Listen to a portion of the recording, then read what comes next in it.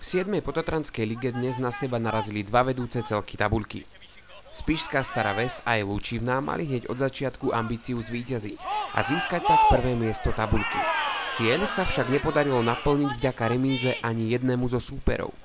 Karty totiž miešala Šuňava, ktorá vďaka výhre proti Tatranu Spišské Hanušovce získala prvé miesto v priebežnom poradí.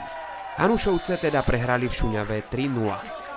Duel Spišskej Starej Vsi otvorili gólovo hostia, ktorí si v diskutabilnej situácii zaváňajúcej offsideom pripísali na účet otvárajúci gól stretnutia.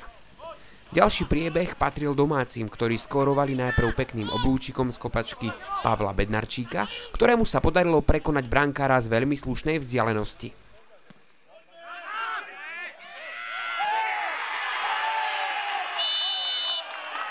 Druhý gól pridal jeho brat Lukáš, ktorý úspešne odpovedal na center po faule na Štefana Bolcára.